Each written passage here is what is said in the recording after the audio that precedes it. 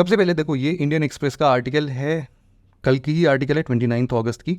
तो इसमें हम लोग फटाफट से देख लेते हैं। पहले जैसे इसमें बोला कि आदित्य L1 मिशन जो है ये 2 सितंबर को लॉन्च हो रहा है और सन को स्टडी करने के लिए हो रहा है। तो आखिरकार हमारे लिए सन इतना इम्पोर्टेंट क्यों है, हम इसको एक्सप्लेन करने की कोशिश करते हैं।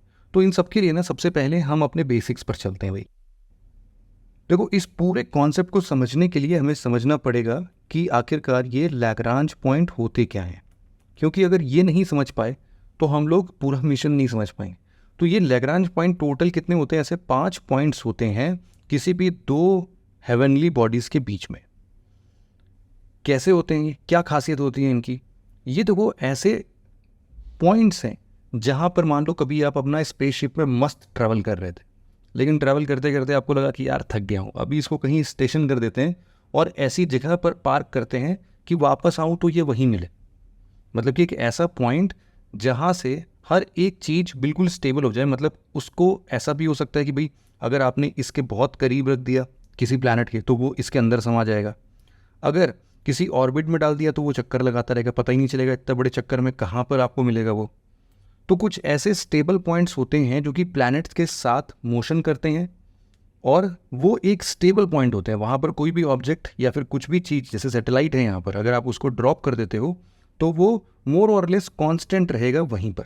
तो ये सबसे इंपॉर्टेंट चीज़ है। इसको अब हम टेक्निकली कैसे समझ सकते हैं, तो देखो इसके लिए ये वाला वीडियो देखते हैं फटाफट से। पहले तो मानते हैं कि ये हमारा सोलर सिस्टम है, ये रहा हमारा सन और ये रहा हमारा अर्थ।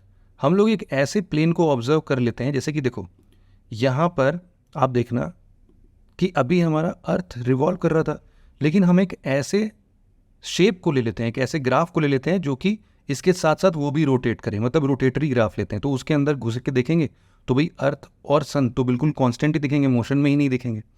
क्यों आप बोल रहोगे? देखो, कार में जब दो लोग बैठते हैं तो आपको बगल वाला इंसान कार को एज ए रेफरेंस मानते हुए अगर आप देखते हो कार के अंदर बैठ के, तो क्या बगल वाला इंसान बहुत तेजी से आगे बढ़ते हुए दिखता है? वो तो स्टैग्नेंट दिखता है, आपके बगल में बाजू में बैठ के चल रहा है, बिल्कुल स्टेबल है। तो आपकी तुलना में उसका तो कोई मोशन ही नहीं है फिर तो। लेकिन अगर मैं कार के बाहर से देखूंगा तो आप दोनों लोग साथ मिलकर खूब तेजी से आगे बढ़ रहे हो कि नहीं? तो उतना ही पॉइंट है, बस इसको समझना। तो अब हमने एक ऐसा रोटेशन वाला ग्राफ बेस कंसिडर कर लिया जो कि अर्थ के साथ साथ चक्कर लगा रहा है वो भी। तो अब एक बार देखते हैं इसको। इतना कॉम्प्लेक्स नहीं है, बहुत सिंपल सा है, इसको समझने की कोशिश करते हैं। देखो, अब हमें क्या करना है, कुछ चीज़ों को ध्यान में रखना है। सन के पास अपना खुद का एक सेंट्रीफ्यूगल फोर्स होगा, है ना? तो उससे क्या होगा कि पूरा का पूरा ये ग्राफ इस शेप में बेंड हो जाएगा। मतलब कुछ भी अगर इसमें आता है तो वो बाहर की तरफ भग जाएगा। और इसका अपना ग्रेविटेशन भी है, तो ग्रेविटेशन अंदर की तरफ इसको डिस्टॉर्ट करेगा। मतलब कुछ भी चीज़ इसके तरफ आएगा तो खींचा चला जाएगा इसके अंदर, और सेंट्रीफ्यूगल फोर्स से ये बाहर की तरफ चला जाएगा। तो अब सोचो कि अगर कोई एक ऐसा ऑब्जेक्ट रहे, अगर इसके बहुत पास में हमने कर दिया तब तो ये उसके अंदर उसके पास चला जाएगा, है ना? सन में मिल जाएगा। सिमिलरली अर्थ के पास अगर हमने रखा तो ये उसके अंदर चला जाएगा। तो एक ऐसा पॉइंट हमें फाइंड करना था जो कि इन दो हेवनली बॉडीज़ के बिल्कुल रेफरेंस में सही। अगर बाहर रखते तो देखो बाहर भी गिर जाएगा, एकदम स्पेस में चलता जाएगा चलता जाएगा। तो ये कुछ ऐसे पॉइंट्स हमने आइडेंटिफाई किए, ये ऐसे 5 पॉइंट्स टोटल आइडेंटिफाई किए जिनको कि हम लोग लैग्रांज पॉइंट बोलते हैं। ये ग्रीन वाले जो डॉट्स हैं ये स्टेबल मिले। ये स्टेबल इसलिए देखो, इनका अगर आप सरफेस देखोगे तो यहाँ पर ये स्पेस रिलेटिवली फ्लैट है। फ्लैट होने से क्या मतलब होता है कि यहाँ पर अगर हम कुछ भी चीज़ पार्क करते हैं तो ये ना ही सन की तरफ जाएगा, ना ही सन से दूर जाएगा, ना ही अर्थ की तरफ जाएगा, अर्थ से दूर जाएगा। तो ये 5 पॉइंट्स को हम लोग बोलते हैं लैग्रांज पॉइंट, जिसमें से ये 3 लाइन जो हैं ये यूलर ने खोजे थे, और ये जो 4 और 5 पॉइंट है ये पहले ही लैग्रांज ने आइडेंटिफाई किए थे। ये वाला जो 4 और 5 वाला पॉइंट होता है ना, ये थोड़ा स्टेबल होता है।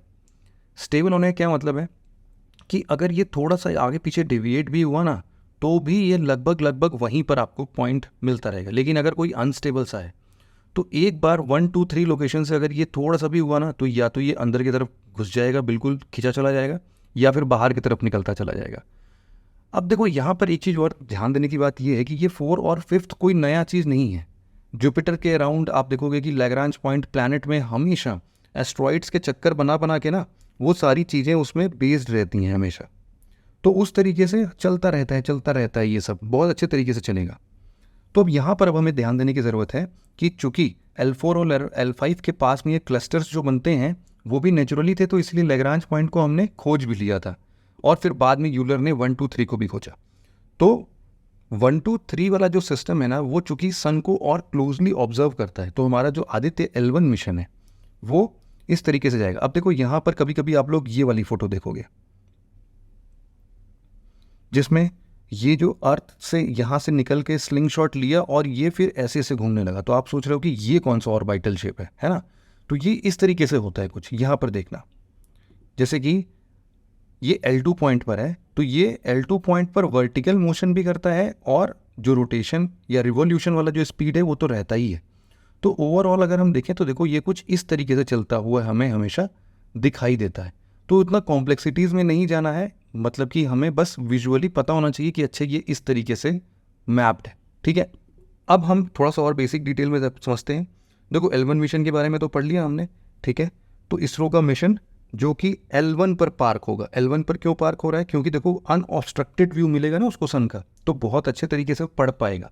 इसमें बहुत सारे पेलोड्स लगाए गए हैं जो कि आगे चल के कोरोनल मास इजेक्शन को डिटेल में पढ़ने की कोशिश करेंगे। कोरोनल मास इजेक्शन एक्चुअल में आप ऐसे समझो कि सोलर फ्लेयर्स वगैरह सुना होगा ना, विंड सिस्टम चलता है, सोलर विंड्स चलते हैं, तो वो हमारे एटमॉस्फेयर, अर्थ जैसे एटमॉस्फेयर को आयनाइज करता है, उससे वेदर इवेंट्स भी चेंज होते हैं। तो उसका एक्चुअल में सोर्स क्या है? फ्यूल एफिशिएंसी इस मिशन का बहुत तगड़ा होने वाला है। क्यों? क्योंकि देखो लैग्रांज पॉइंट का सबसे मेन मकसद ही होता है फ्यूल एफिशिएंसी। फ्यूल एफिशिएंसी इतना तगड़ा होता है कि इसमें बहुत ज़्यादा फ्यूल लगता ही नहीं है। एक जगह पार्क करके आ गए तो बहुत थोड़ा ही ज़रूरत पड़ती है उसको अलाइन करने की। इस मिशन का पूरा जो ड्यूरेशन होगा ना वो अप्रॉक्सीमेटली 5 ईयर्स का होगा। और कितने दूर ट्रेवल करके जा रहा है ये? L1 पॉइंट कहाँ पर है? अर्थ से 1.5 मिलियन किलोमीटर्स दूर है। आप सोचोगे तो बहुत दूर हो गया सर। बहुत दूर नहीं है, अभी हमारे अर्थ और सन के बीच का सिर्फ 1% हिस्सा ही इसने कवर किया है बस। 150 मिलियन किलोमीटर्स दूर है हमसे सन, और ये 1.5 मिलियन किलोमीटर पर पार्क होगा। बहुत हैवी सैटेलाइट नहीं है। 1475 kg का ये सैटेलाइट आराम से PSLV से 2 सितंबर को लॉन्च किया जाएगा और ये 5 साल तक अपना बढ़िया डेटा कलेक्ट करेगा और ये हमें सारी इन्फॉर्मेशंस देता रहेगा। बेसिकली अगर अब हम लोग ऑब्जेक्टिव्स की बात कर लेते हैं, देखो ऑब्जेक्टिव्स में तो बहुत सिंपल सा है कि जब भी हम लोग अर्थ के पर्सपेक्टिव में बात करते हैं तो देखो किसी भी स्टार को स्टडी करना, उसकी डीपर स्टैंडिंग रखना, वो हमारे लिए बहुत क्रूशियल है। अब हमारे लिए सबसे नज़दीक में कौन है? सन है, वही एक स्टार है। तो हम लोग क्या कर रहे हैं? सन की स्टडी कर रहे हैं। इसीलिए सन की स्टडी से होगा क्या? स्टार की स्टडी से क्या होगा क्या? देखो इनकी तरफ से बहुत अच्छे अच्छे रेडिएशंस निकलते हैं, हीट एमिट होती है, पार्टिकल्स भी इवन आते हैं और मैग्नेटिक पार्टिकल्स भी रहते हैं। तो ये जो 4 टाइप्स के हैं इनका हमारे पास कोई ना कोई तो हमें अफेक्ट करते ही होंगे ना। इनको पढ़ो अच्छे तरीके से। सन का पूरा एटमॉस्फेयर है, देखो यहाँ पर कुछ फोटोस्फीयर है, कुछ क्रोमोस्फीयर है, कोरोना है इसका ये वाला ऊपर वाला हिस्सा, और अंदर अंदर भी इंटरनल स्ट्रक्चर है। बट बेसिकली हम लोग अभी इंटरनल स्ट्रक्चर तो ऐसे नहीं पढ़ सकते हैं, हाँ, लेकिन एक्सटर्नल स्ट्रक्चर को हम लोग ज़रूर पढ़ना चाहते हैं। मतलब अपर मोस्ट एटमॉस्फेयर जो है उसको हम ज़रूर पढ़ना चाहते हैं, क्रोमोस्फीयर को बहुत अच्छे से पढ़ना चाहते हैं, कोरोना का बहुत अच्छे से पढ़ना चाहते हैं। एक बार coronal mass ejection, magnetic field, इन सब के बारे में पढ़ तो रहे हैं, लेकिन एक बहुत ही बड़ी गुत्थी है, बहुत बड़ी मिस्ट्री है ये, जिसको अभी तक हम लोग सॉल्व नहीं कर पाए हैं। वो कौन सी मिस्ट्री है? कि भाई एक बात बताओ कि जो सन का सरफेस है ना, सन का सरफेस का टेम्परेचर होता है approximately 1500 degree Celsius, 5500 degree Celsius sorry. लेकिन जो कोरोनल मास होता है या फिर जो कोरोना वाला एरिया है, इसके चारों तरफ का जो एरिया है, उसका टेम्परेचर इतना ज़्यादा कैसे हो सकता है कि वो मिलियन डिग्री सेल्सियस तक पहुंच जाता है? तो उसके पीछे क्या रीज़न है? ये सब के बारे में पढ़ना ज़रूरी है। तो इसीलिए इन सबको हम डिटेल में स्टडी कर रहे हैं। फिर देखो कुछ चीज़ें ऐसी भी समझ में आनी चाहिए हमें, कुछ पेलोड्स पता होनी चाहिए। जैसे कि एक पेलोड है VLEC, इसका मतलब है विजिबल एमिशन लाइन कोरोनाग्राफ। ये बेसिकली क्या करेगा? ये वही सोलर कोरोना को पढ़ने की कोशिश करेगा। दूसरा एक है सूट। सूट का मतलब है आपका सोलर अल्ट्रावायलेट इमेजिंग टेलीस्कोप। ये क्या करेगा? ये सिंपल है, फोटोस्फीयर पर जो भी यूवी रेज होते हैं ना, या फिर यूवी इमेजिंग की बात करता है। मतलब कि इतने पास से इन सब चीज़ों को स्टडी करना अपने आप में बहुत बड़ी चीज़ है। इसके बाद एक लगा है सोलेक्स। सोलेक्स जो है बेसिकली इसका फुल फॉर्म है solar low energy x-ray spectrometer, और इसी के साथ एक और लगा है, इसको हेलियोस बोलते हैं, लेकिन लिखते अलग तरीके से। देखो HE ऐसे लिखते हैं, L के बाद ना 1 लिखते हैं, और इलियोस लिखते हैं OS। तो इसको पढ़ने के लिए तो हेलियोस बोल देते हैं, बट हेल 1 OS है ये, ठीक है। तो एक सोलेक्स है वो solar low energy x-ray spectrometer है, और हेलियोस जो है वो हाई एनर्जी एक्सरे स्पेक्ट्रोमीटर है। तो दोनों का जो मेजर स्टडी है ना, वो एक्सरे फ्लेयर्स को स्टडी करना है। इसके साथ ही साथ 2 और इंस्ट्रूमेंट इसमें लगाए गए हैं, एक का नाम है एस्पेक्स और एक का नाम है पापा। पापा क्या है भाई, ये बता देते हैं। देखो एस्पेक्स और पापा, एस्पेक्स जो है वो है Aditya solar wind particle experiment, और प्लाज्मा जो है, सॉरी पापा जो है वो है plasma analyser package for Aditya. ये लोग सिंपली ना सोलर विंड्स को पढ़ने की कोशिश कर रहे हैं। मतलब मोटा मोटा देखा जाए तो वही क्रोमोस्फीयर की स्टडी करना, सोलर विंड्स के बारे में पढ़ना, और कितना हॉट क्यों है, और जो कोरोना है उसका इतना ब्राइट क्यों है, इतना ब्राइट नहीं होने के बाद भी मिलियन डिग्री सेल्सियस हॉट है, जबकि सरफेस टेम्परेचर 5500 डिग्री सेल्सियस है, और सोलर या फिर स्टार्स के थोड़े से इनसाइट्स के बारे में पढ़ना। तो यही सारी चीज़ें हमें आदित्य L1 मिशन में थोड़ा ध्यान देने की बात है।